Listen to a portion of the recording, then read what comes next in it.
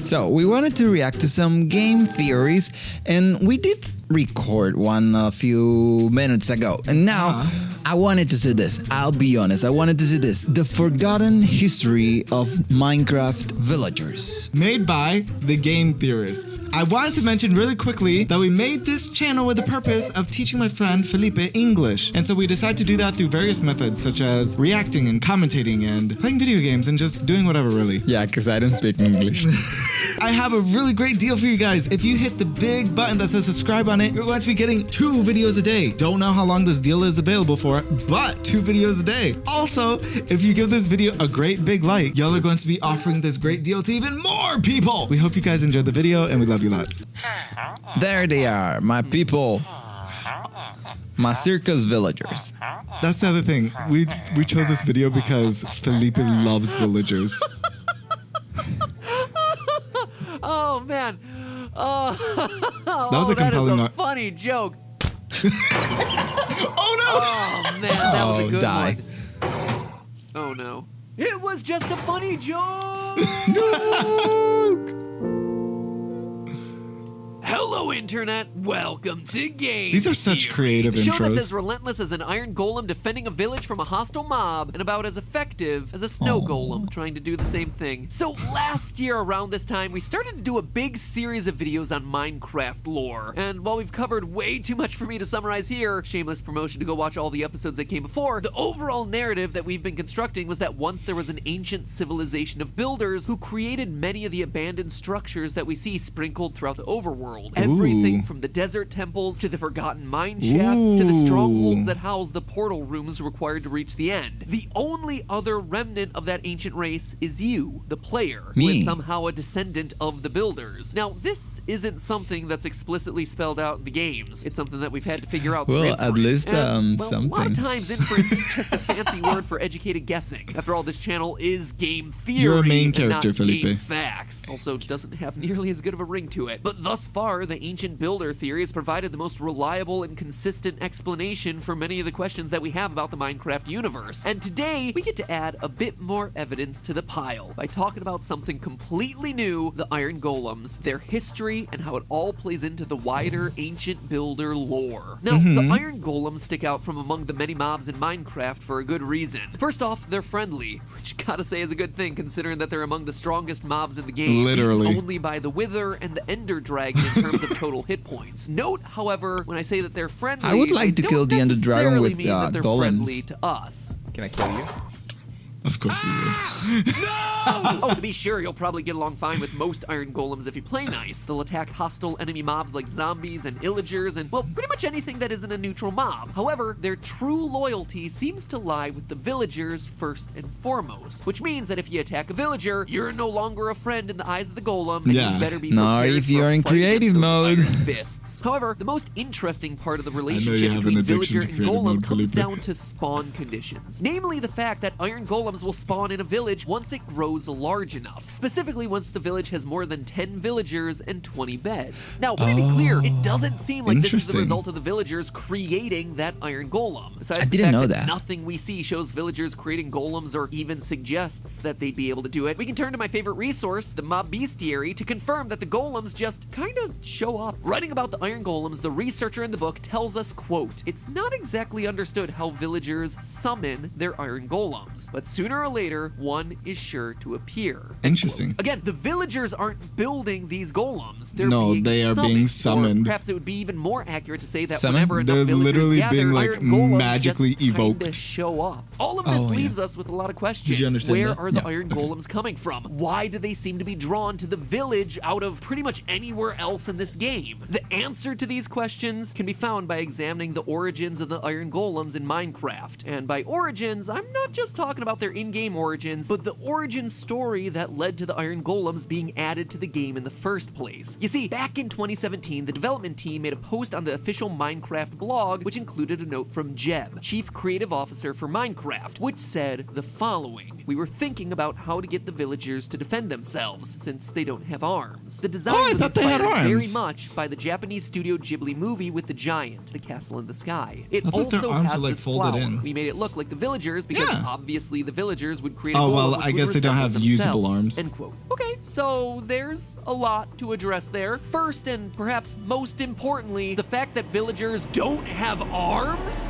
Okay, so Yeah. obviously that's not true. While it is true that the vast majority of villager types keep their arms covered from view, we can see certain villagers like the mason and wandering traders either wearing gloves or with their hands fully exposed. So while their arms don't move, we know that they at least exist. Yeah. Their arms just being big meat loops in front of their bodies would be a convenient explanation for why they seem incapable of building anything. No, MatPat, no, that's a bad theory. Bad, MatPat, It's bad. because they are All close kidding to aside, you. though, I think what Jeb means here is that the villagers don't have The arms, editing is so means on they point. don't have armaments. They don't have weapons with which to defend themselves. I hope so. Those things being just weird, meaty loops on their fronts, just a weird thought. No, what I want to start with here is the Studio Ghibli reference. Jeb specifically calls out the 1986 animated film Castle in the Sky as a key inspiration for the golems. And after watching the movie, you can immediately see how. In the movie, there are these giant robots with distinctively long arms, very similar to the robotic long arm design of the Minecraft golem. But the similarities are more than just visual. In the movie, the robot has an iconic moment where he offers a small, delicate flower to a little girl, which is the exact same thing that the iron golems do when they offer poppy flowers to the villagers. So already, you can see that we have some visual similarities, some behavioral similarities, but the most interesting comparisons nunca he visto are the eso. ones with implications for Minecraft's lore You should try actually giving them a happen flower. when you look at the Oh, maybe. story of the movie. The movie revolves around a legendary floating castle built by a long-forgotten ancient civilization. And Yeah. not just any gonna ancient do that.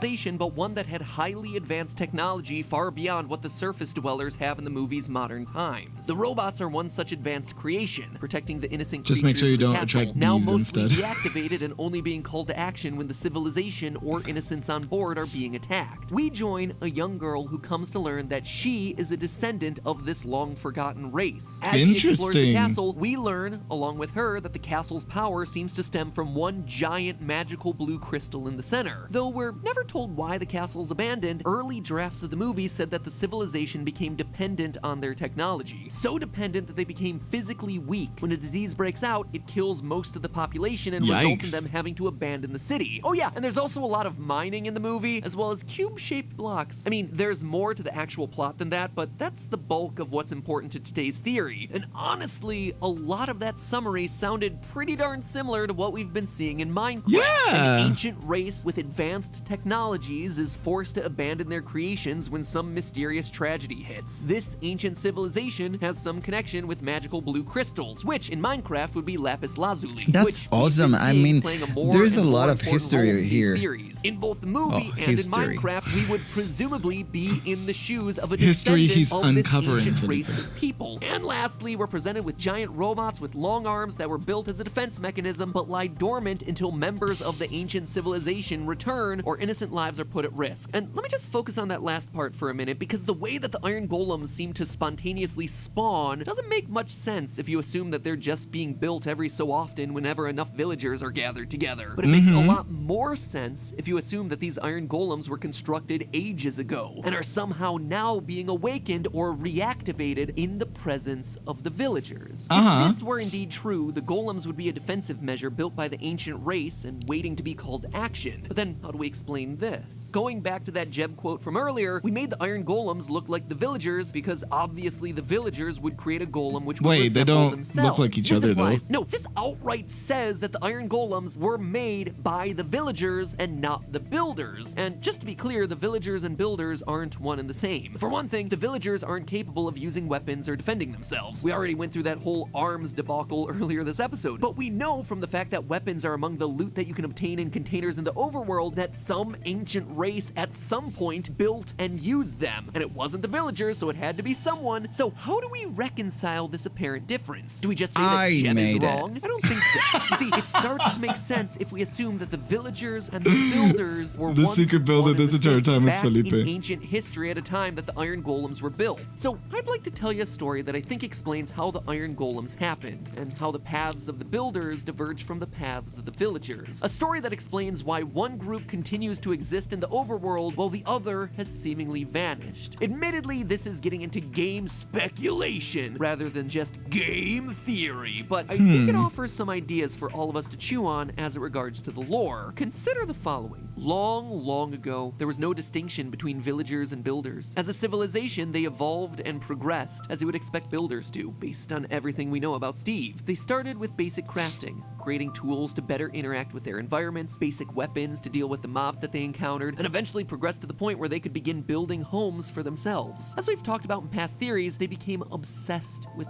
progress, testing the limits of their ingenuity. They colonized land, sea, desert, jungle. When they conquered all parts of the overworld, they needed something more. They started to explore the nether. Obsessed with progress, they even experimented with giving life, eventually giving rise to Oh my God. That's so iron deep. golems that we see today. And the iron golems were game changers. While the builders This is some existed had history. previously been nomadic by necessity, That's fleeing and almost leaving behind their houses philosophical. to start new ones whenever they were pursued by a threat too powerful to take on directly, the iron golems were more powerful than all other overworld build mobs. or not to build? Not only could the builders That now is stay the in one question. place and build villages, it was no longer necessary for To them build. to carry weapons That's the everywhere in answer. order to defend themselves. After all, why me. waste the time to make a That's the weapon answer they and came learning up how with to too. use it and Yeah. have a super strong golem to defend you with punches that can inflict way more damage than your sword ever could? Fighting became less necessary, and so the villagers no longer taught themselves how to fight. This was the start of a divide within the community. Certain people saw building only as a means to an end. You encounter an enemy, so you build a weapon to defeat it. You need a place to live, so you build a house. As the old saying goes, necessity is the mother of invention, and once they had built up a sustainable life for themselves, complete with golem protectors, the need to continue to invent was just gone. These people were content to simply live with the level of technology that they had. But not everyone was content and willing to stay complacent. Others longed to continue striving further, to continue to build and invent and discover new technologies. And just thus for a the sake million of Steves discovery, were or for born. the sake of giving them the tools to protect against threats they might not even know about yet. And it was here that the paths of the two groups diverged. One civilization suddenly became two. As some stayed behind in the villages to maintain a simple life as villagers, others went out, looking to explore the limits of human potential, forever looking to build the next great thing. Over the generations, the villager community, complacent in their livelihood, would grow to forget the secrets of building. Those skills would eventually be replaced with local trades, farming, masonry, butchery, baking. Meanwhile, not content with building mere simulations of life with the robotic iron golems, the builder society pressed onward, pushing their limits even further, conducting experiments that, as we discussed in a previous theory, would eventually result in the creation of the Wither. And it was here that their catastrophe struck. Much like the civilization in Castle in the Sky, the builder society had created their own worst enemy, a foe even more powerful than their most powerful iron golem protectors. The builders were doomed by their hubris, forced to flee to the end, eventually evolving to become the Endermen. And the complacent villagers would continue to stagnate, living on to this very That's day too certainly, much. but having long I forgotten mean, the I building can't skills that they process once had. Though they all don't this. possess the ability to build those iron golems themselves mean- Maybe we anymore, should have they watched the nonetheless other benefit 9 from the first. foresight Yeah. of Maybe their there's, like, story behind ancestors, this. who built legions of the robots back in the day I as a mean, defense system, I like it and I programmed to enjoy protect it them and I attack understand anything it, but threatening that's them. a lot Those of iron info. robots still walk the earth to this day, following is so the high instructions that they information. were programmed with all those eons ago. Well, the people that had the drive and ingenuity to create them in the first place were eventually undone by their own pride. It can be easy to look at the Minecraft villagers and wonder why it is that they're able to survive despite the fact that they seem to be defenseless and incapable of basic building. But that is the very thing that's allowed them to Yeah, live but they're to pretty this good at day. selling. They lacked the drive and ingenuity of their forefathers, but that protected And they them from falling procreate victim a to lot. their own creations, allowing them to survive the more grisly fate that befell the builders who weren't content with the simple life